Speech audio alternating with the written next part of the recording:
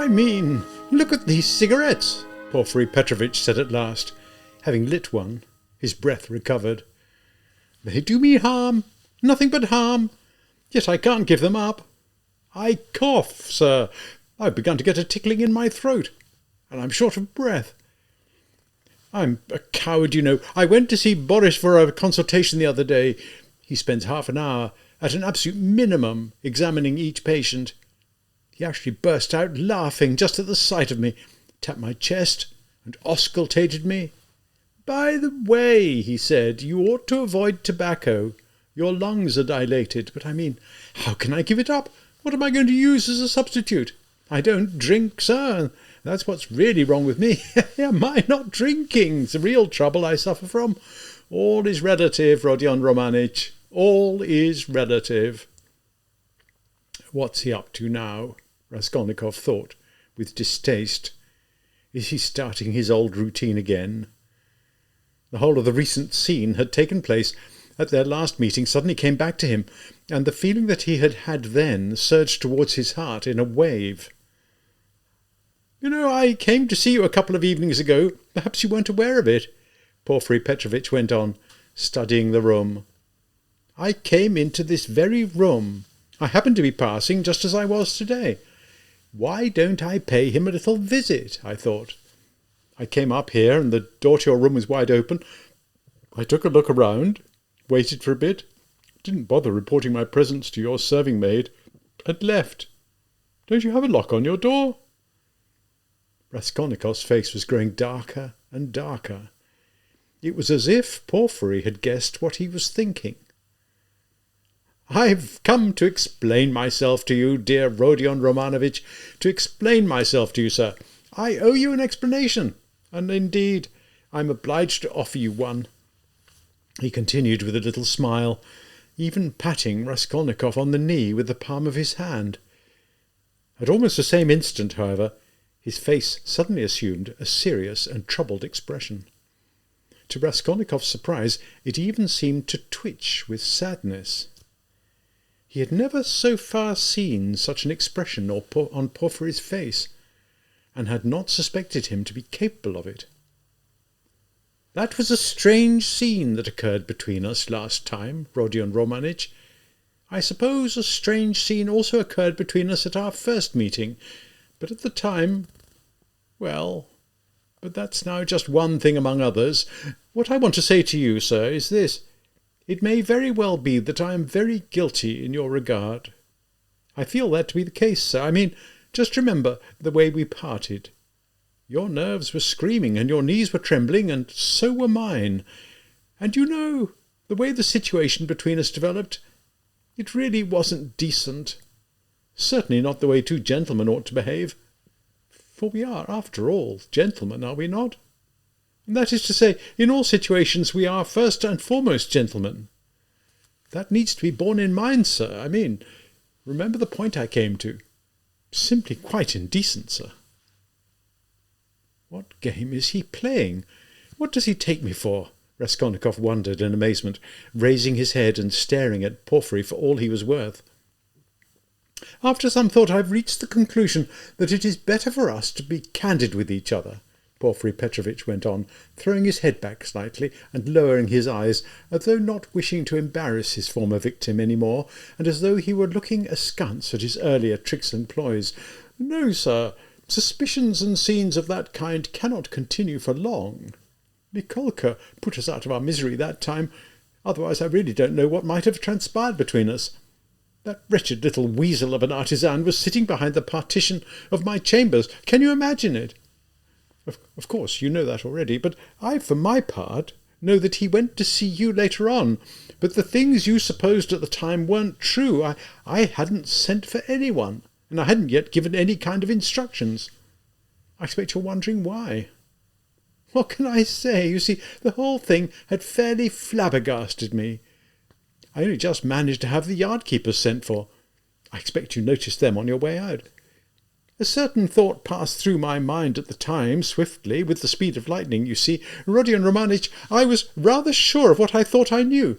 All right, I thought, even if I let this one go, I'll catch the next one by the tail.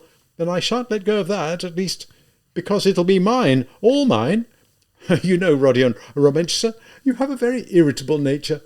I would even venture to say that it's excessively so, when viewed against the other basic features of your character and heart, which I flatter myself in the hope of having particularly understood. Well, but of course, even then I should have realised that it doesn't always happen that a man will get up and blurt out his most cherished secrets to you. Even though it does happen, especially if one drives a man beyond the limit of his endurance, it is, I must admit, a rare occurrence. That I should have realised. No, I thought, just give me one little detail. Just the smallest detail, just one. As long as it's something I can take in my hands. As long as it's something concrete and not just this psychology stuff. Because I thought if a man is guilty, then one should at least expect to get something tangible out of him. And it's even permissible to look for the most unexpected result. At the time I was relying on your character, Rodion Romanich, on your character more than anything else, sir. I really had the highest hopes of you. But you... Why are you talking like this now? Raskolnikov muttered at last, without even giving the question any proper thought. What's he talking about? He mused to himself. Does he really think I'm innocent? Well, why am I talking like this? Why, I've come to explain myself to you, sir, considering it, as it were, my sacred duty to do so. I want to put it all before you with perfect completeness, exactly as it happened, the whole episode of that brainstorm of mine. I've made you put up with an awful lot, Rodion Romanich. I'm not a monster, sir. I mean, I understand how hard it must be for a man to carry all this on his shoulders when he's depressed, but also proud, masterful, and impatient, above all impatient. I, at any rate, consider you as a man of the most noble character, sir, with even the beginnings of true greatness of soul, though I don't agree with you in all your convictions, something I view it as my duty to declare to you in advance, openly and with complete sincerity, for above all I do not wish to deceive. When I made your acquaintance, I felt an attachment to you. Perhaps my way of putting it makes you want to laugh. You have a right to, sir. I know that you didn't like me from the very first sight of me, and there's really no reason at all why you should. Consider me how you will, but what I want to do now is employ every means at my disposal to wipe out the impression I made, and prove to you that I, too, am a man with a heart and a conscience. I speak sincerely, sir. Porfiry Petrovitch observed a dignified silence. Raskolnikov felt an onrush of some new fear. The thought that Porfiry believed him to be innocent had suddenly begun to frighten him. I don't really think it's necessary for me to tell it all in sequence, the way it suddenly began, Porfiry Petrovitch went on. Indeed, I think that would be superfluous. But in any case, I doubt whether I'd be able to, sir. Because how is it to be properly explained? First of all, there were rumours going about. Now, as to what kind of rumours they were, from whom I heard them, and when, and in what connection they came to concern yourself, all that is also, I believe, superfluous. For me, personally, it began by chance, an event of pure chance, of which one could say in the highest degree that it might or might not have happened. What was it? I don't think we need to go into that either. All those things, those rumours and chance events, formed themselves into a single thought inside my head. I will confess to you openly, because if one is to confess, then it must be to everything. I was the first to pounce on you at the time. All that business about the markings the old woman made on her pledges and so on and so forth, all that was a lot of rubbish, sir. One could count hundreds of such instances.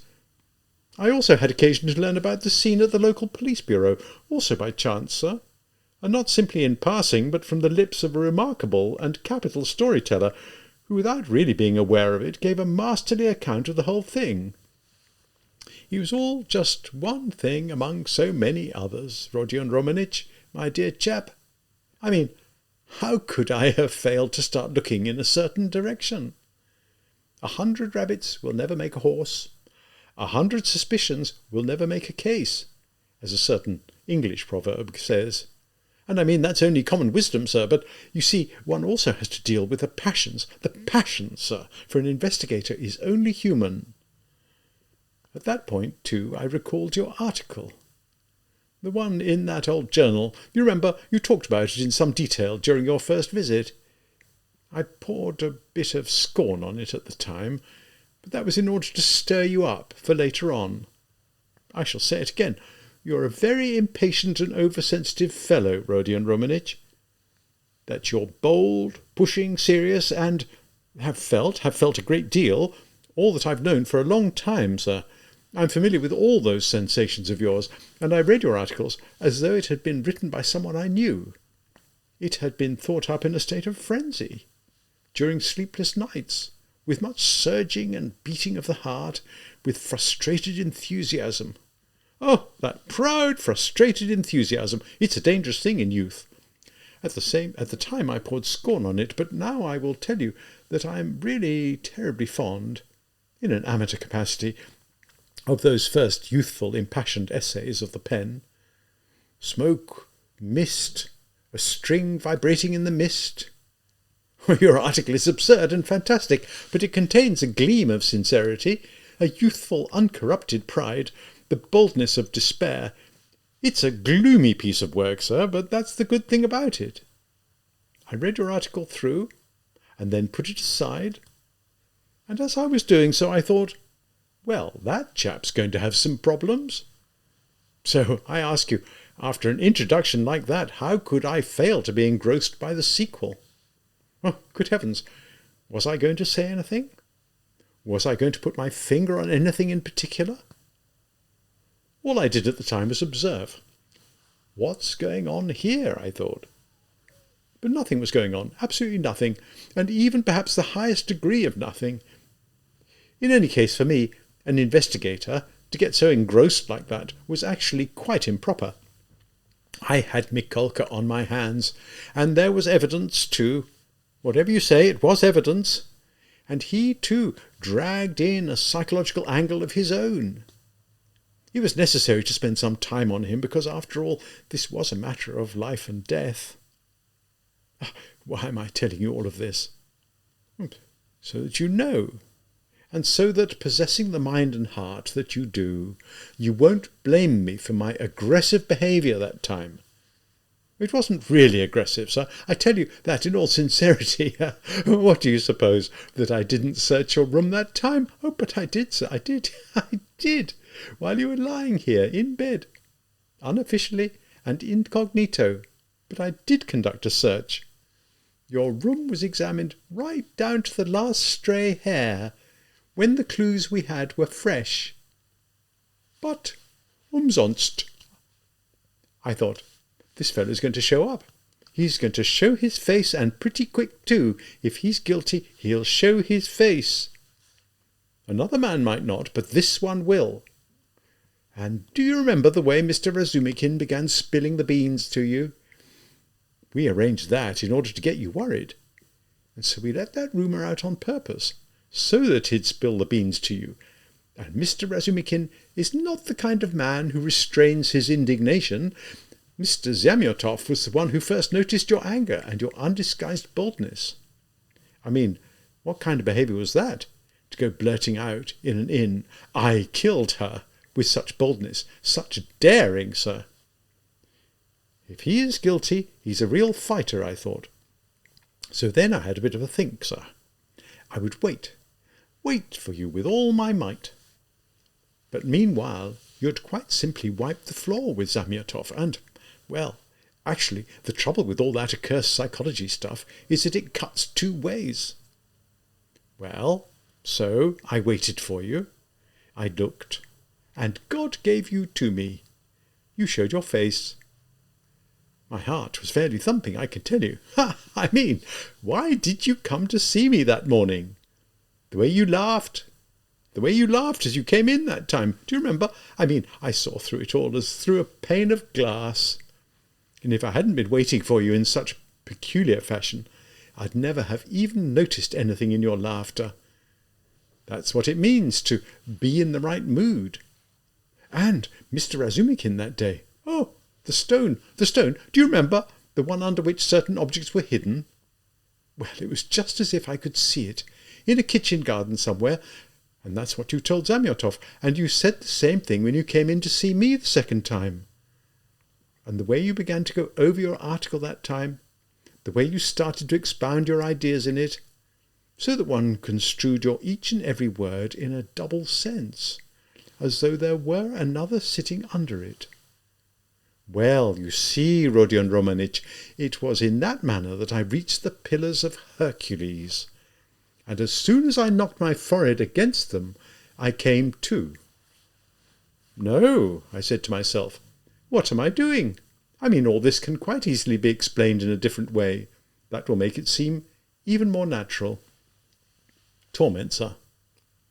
No, I thought, I'd do better getting hold of a little detail. When I heard you talking about those doorbells, I fairly froze. I even got the shakes. Well, I thought, there it is, my little detail. The very one.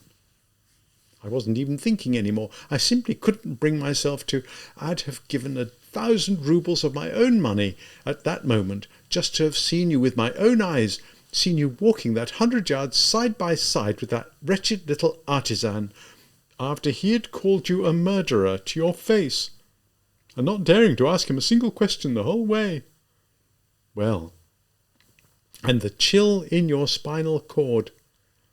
Those doorbells, when you were ill and half delirious.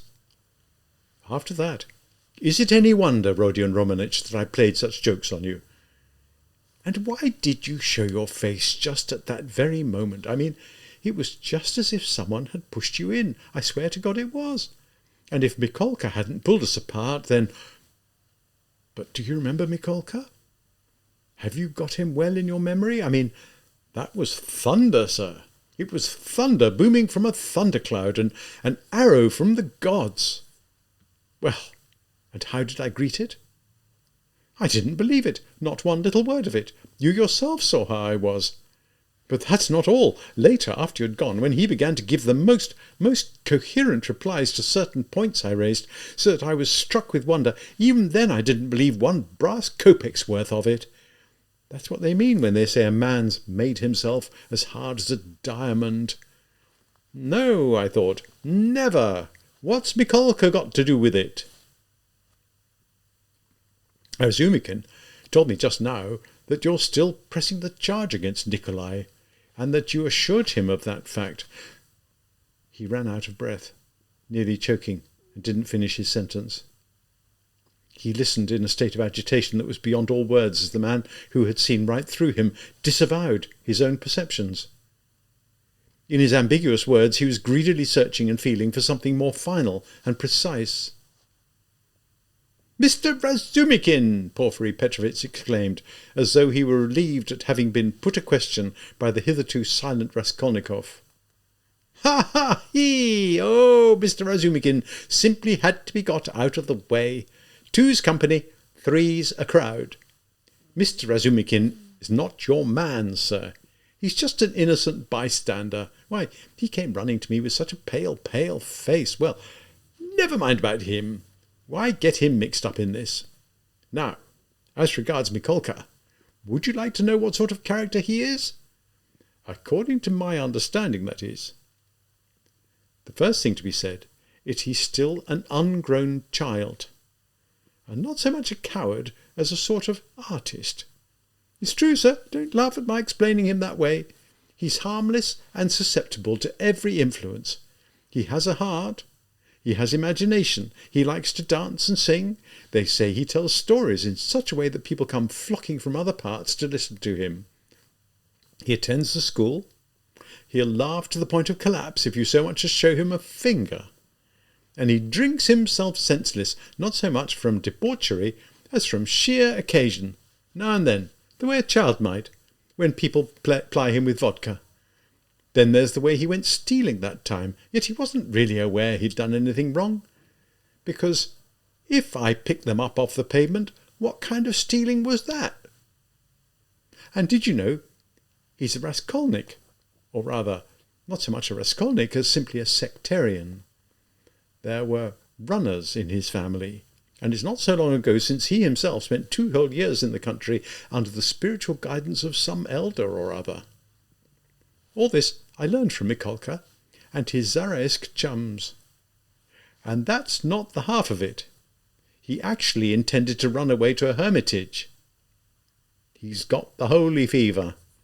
Used to stay up all night praying, reading the old true books, and lost all sense of reality.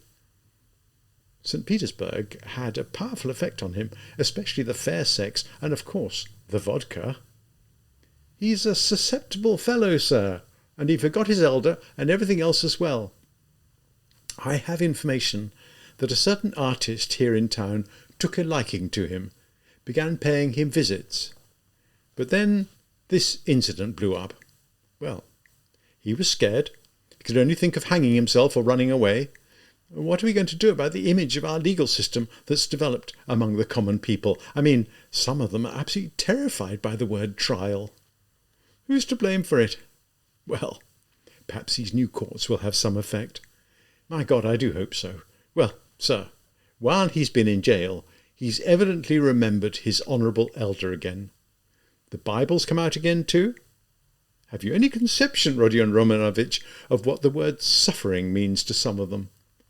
They don't do it for the sake of anyone in particular, but just for its own sake, purely and simply as suffering. All that matters is to accept suffering.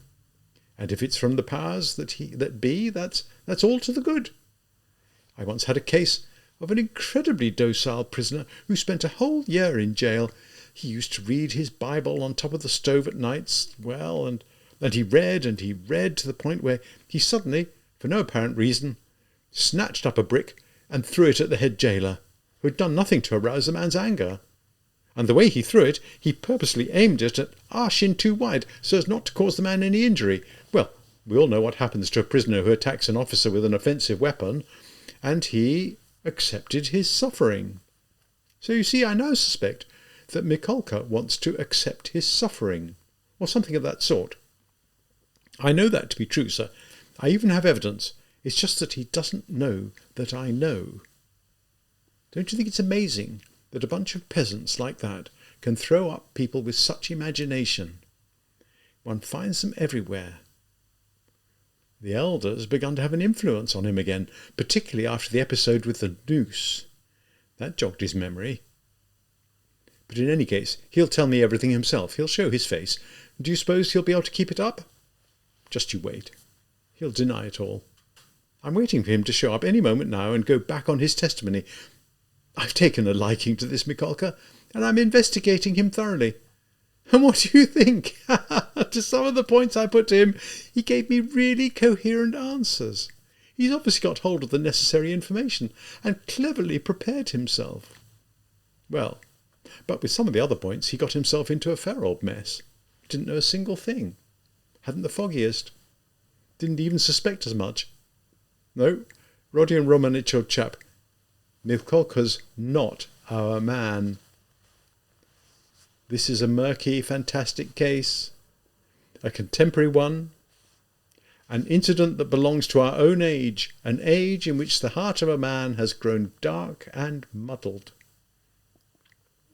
in which one hears the saying quoted that blood reinvigorates, in which material comfort is preached as life's only aim. It's a case that involves dreams derived from books, sir, a heart that's been overstimulated by theories. In it we see a determination to take the first step, but it's a determination of a peculiar kind. The man's taken his resolve, but it's as if he'd fallen off a cliff or jumped from a steeple, as if he'd blundered into the crime like some clockwork automaton. He forgot to close the door behind him, and he killed 2 people because of a theory. He killed, and he didn't even bother to take the money that was there. And the things he did take, he hid under a stone.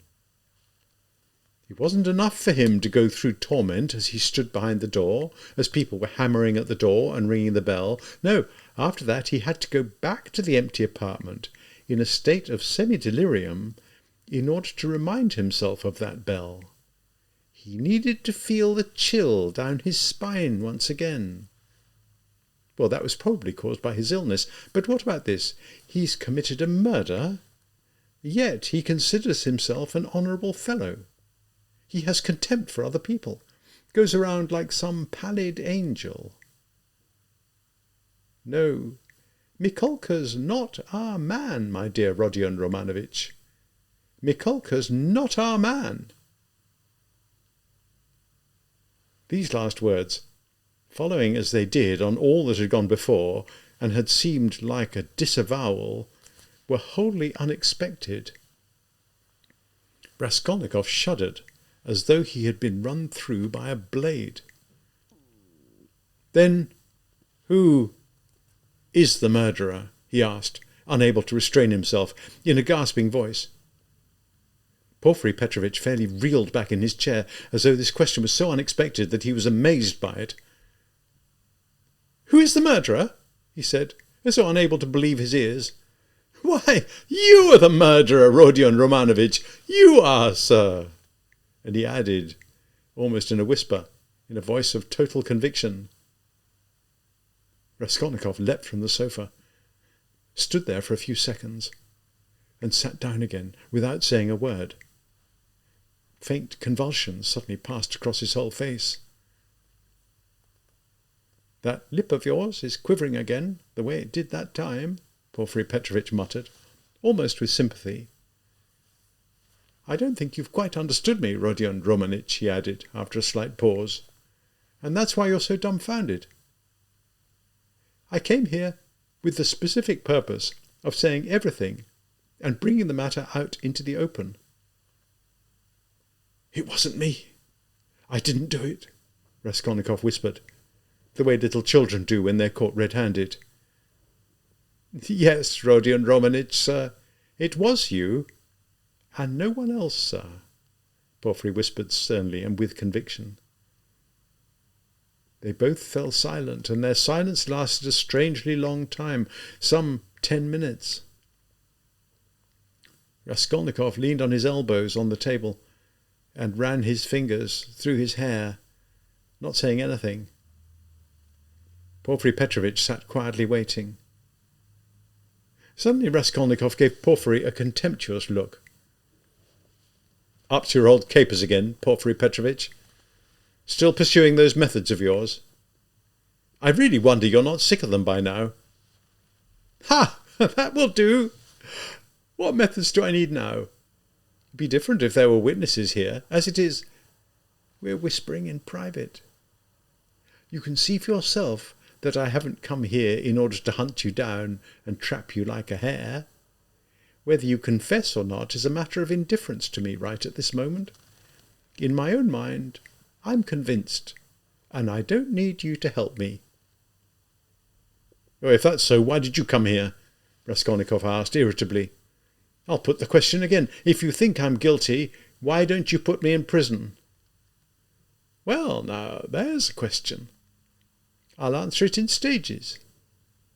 In the first place, it wouldn't do me any good to place you directly under arrest." "What do you mean, it wouldn't do you any good? If you're convinced, then you must—" "Oh, what does it matter that I'm convinced? I mean, all this is still just a dream of mine, sir. Why should I put you into retirement like that? You yourself must know that that's what it would be tantamount to, since you're asking me to do it. Say, for example, I were to bring you face to face with that wretched little artisan, and you said to him, 'Are you drunk or something? Who saw you with me? I simply thought you were drunk.' And you were drunk in any case. Well, what would I be able to say to that? Particularly since your version of events is more probable than his, because his testimony consists of nothing but psychology, which is almost an insult to his ugly mug, and you've hit the nail on the head because the villain drinks like a fish, and everyone knows it. And then there's the fact that I myself have already several times openly confessed to you that this psychology stuff is a two-edged weapon, that its other edge is always going to be larger and more plausible, and that apart from it I haven't so far got anything on you. And even though I'm going to put you inside in any case, and have actually come here, although it's not official etiquette, in order to caution you about it in advance, I will tell you straight out, though again it's not official etiquette, that it won't do me any good. Well, sir, and in the second place, I've come to see... Yes. And in the second place... Raskolnikov was still gasping. Because, as I told you just now, I consider it my duty to offer you an explanation. I don't want you to see me as a monster, particularly as I'm sincerely fond of you, believe it or not. In consequence of which, in the third place, I've come to you with an open and straightforward proposition, that you should file a plea of guilty. That would be countless times better for you, and better for me too, because then it would be over and done with. Well, what do you say? Am I making sense to you? Raskolnikov thought for a moment. What I say is this, Porfiry Petrovitch. I mean, you've been telling me yourself that it's all just psychology, yet here you are wandering over into mathematics. What if you're simply mistaken? No, Rodion Romanich, I'm not mistaken. I am in possession of a certain little detail. You see, it was something I found at the time, sir. The Lord sent it to me. What little detail? Oh, I'm not going to tell you, Rodion Romanich. In any case, I don't have the right to delay any longer. I'm going to put you inside, sir, so reflect on it. Right now, it's all the same to me, and consequently, I'm only thinking of you. I swear to God, it will be better for you, Rodion Romanich. Raskolnikov smiled an ironic, malevolent smile. Why, this is not only ridiculous, it's downright shameless. I mean, even if I were guilty, which I don't for one moment admit, why should I file a plea of guilty with you, when you yourself say that when you put me inside it'll be as if I'd been put into retirement? Ah, Rodion Romanich, don't place too much credence in words. It may be no sort of retirement at all. I mean, that's only a theory, and my own to boot. And what kind of an authority am I to you? It's quite possible that I'm concealing something from you even now, sir. I'm not just going to produce everything and suddenly lay it out all before you. Well, here's another thing. How can you ask why you should file a plea of guilty? Have you any idea what a reduction in your sentence that would mean? I mean, when would you be doing it? At what kind of moment? Just think about that. When another man's already accepted responsibility for the crime and got the whole case in a mess? And I swear to God himself that I'll fabricate a thing or two and arrange it with the authorities so that your plea will come as something totally unexpected. We'll completely demolish all that psychology. I'll convert all those suspicions about you into thin air so that your crime will look like some kind of brainstorm, because, in all conscience, a brainstorm is what it was. I'm a decent man, Rodion Romanich, and I'll keep my word. Raskolnikov fell sadly silent and let his head droop. He thought for a long time, and at length smiled his ironic smile once more. This time, however, it was meek and mournful. No, I don't want it, he said, as though he had completely given up trying to hide anything from Porfiry. It isn't worth it. I really don't want your reduction. Ah, that was what I was afraid of, Porfiry Petrovitch exclaimed heatedly, and almost in spite of himself. That was what I was afraid of, that you wouldn't want our reduction. Raskolnikov looked at him sadly and reprovingly. I say, don't turn your nose up at life, Porfiry went on. You've still got a great deal ahead of you. What do you mean you don't want a reduction? What do you mean, you impatient man? A lot of what ahead of me? Life! What are you, a prophet? What do you know? Seek and ye shall find. Perhaps God's been waiting for you in all this, and you won't wear them forever, the fetters. No, I'll get a reduction, Raskolnikov laughed. What is it you're scared of? The bourgeois shame? It may be that you're scared of it without realizing it, because you're young. Yet, you know, you shouldn't feel any fear or shame at filing a plea of guilty." "Ah, I don't give a spit for all that," Raskolnikov whispered contemptuously and with revulsion, as though he did not even want to speak. He started to get up, as though he were about to go off somewhere, but then sat down again in visible despair. "So, that's what it is it? You've lost your confidence, and think I'm indulging in gross flattery towards you? But have you really lived all that much? And are there really all that many things that you understand? You concocted a theory and were then ashamed that it didn't hold water, that it turned out to be most unoriginal. And indeed it turned out vile. There's no denying that. But even so, you're not a hopeless villain. Not such a villain at all. At any rate, you haven't fooled yourself for long. You've reached the Pillars of Hercules in one go. I mean, what sort of a man do you suppose I think you are? I think you're one of the kind who, even if his intestines were being cut out, would stand looking at his torturers with a smile. As long as he had found God or a faith. Well, find those, and you'll live. You ought to have had a change of air long ago. One can see that a mile off. For heaven's sake, suffering's not such a very terrible thing. Go and suffer for a bit. That Mikolka fellow may well be right in wanting to suffer. I know you don't believe it, but don't try to be too clever either. Surrender yourself directly to life, without circumspection. Don't worry, it'll carry you straight to the shore, put you on your feet." "What shore?" "How should I know? I simply believe that you still have a lot of living to do yet. I know that you're listening to my words just now as if they were some sermon learnt by rote. Perhaps later on you'll remember them. Perhaps they'll be useful to you some day. That's why I'm saying them. It's also a good thing that it was only an old woman you murdered. If you had thought up another theory, you might have committed some deed 100 million times more horrible. It may be that you still ought to thank God. Why, for all you know, he may be preserving you for something. Be of great heart, and fear less. Are you afraid of the great discharge of duty that lies ahead of you? No, at the point you've reached, such fear is shameful. Since you've taken such a step, you must stand firm. You've reached the moment of justice.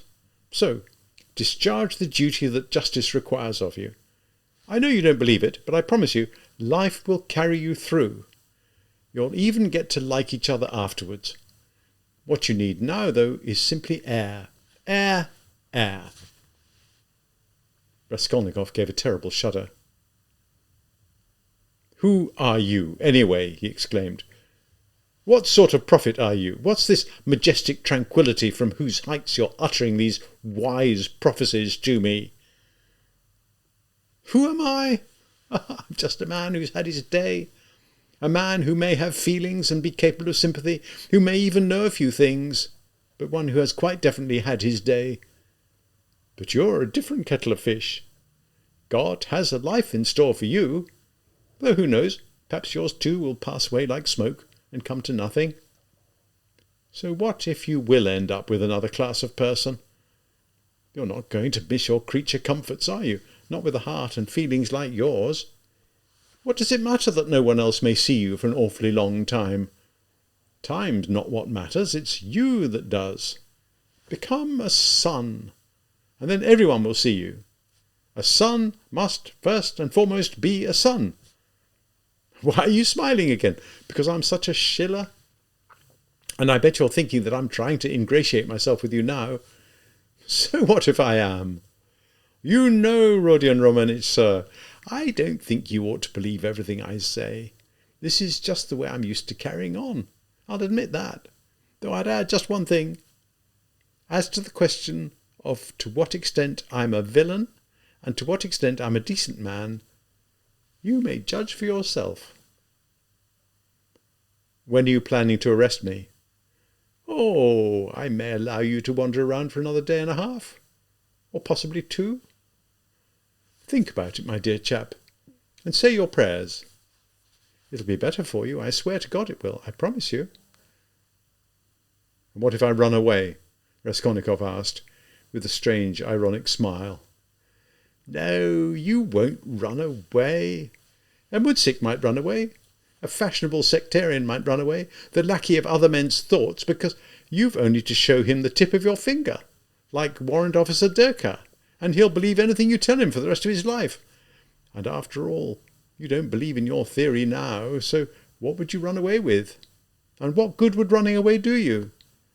Being on the run is an unpleasant, arduous business, and what you need above all else is to live, and to be in a clearly defined situation with its own clearly defined air. And I mean, what kind of air would you find on the run? You'd run away and come back again of your own accord. You can't get along without us. And if I lock you up in a cell, you'll stay there for a month or 2 or 3, and then suddenly remember this. You'll turn yourself in such a way that even you'll be surprised. You won't know that you're going to do it until you do. I'm even certain that you'll decide to accept suffering. You don't believe what I'm saying now, but you'll think it over to yourself, because suffering, Rodion Romanich, is a great thing. Don't go looking at how fat I've got, there's no need. And yet I know, now don't laugh, that suffering has a purpose. Mikolka's right. No, you won't run away, Rodion Romanich. Raskolnikov got up from where he'd been sitting and took his cap. Porfiry Petrovitch also got up. Going out for a walk? It should be a fine evening, as long as there isn't a thunderstorm, though actually it might be better if we were to have one. It might clear the air. He also took his cap.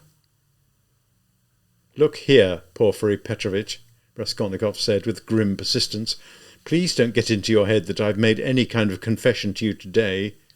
You're a strange man, and I've listened to you out of sheer curiosity. I've made no kind of confession to you at all. Bear that in mind. Oh, I know. I'll bear it in mind. But I mean, look at you. You're positively trembling. Have no fear, my good chap. We shall do things your way.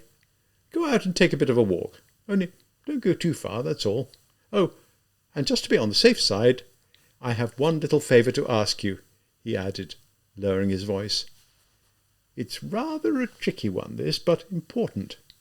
If it should possibly transpire, I personally don't believe that it will, and consider you quite incapable of doing such a thing, but if it should transpire, or just by some chance, that you should, during the course of the next 48 hours, conceive a desire to bring this business to an end in some different, imaginative way, by, for example, taking your own life, an absurd supposition, you really must forgive me for mentioning it, then please leave a short but detailed note. Just a couple of lines. 2 lines will do. And don't forget to mention the building block. That would be a decent thing to do, sir. Well, sir, goodbye. I wish you good thoughts and happy undertakings. And Porfiry went out, looking somehow hunched, and as if he were trying to avoid looking at Raskolnikov. Raskolnikov went over to the window and waited with irritable impatience for the moment when, according to his estimate, Porfiry would emerge onto the street and proceed on his way. Then he, too, went quickly out of the room.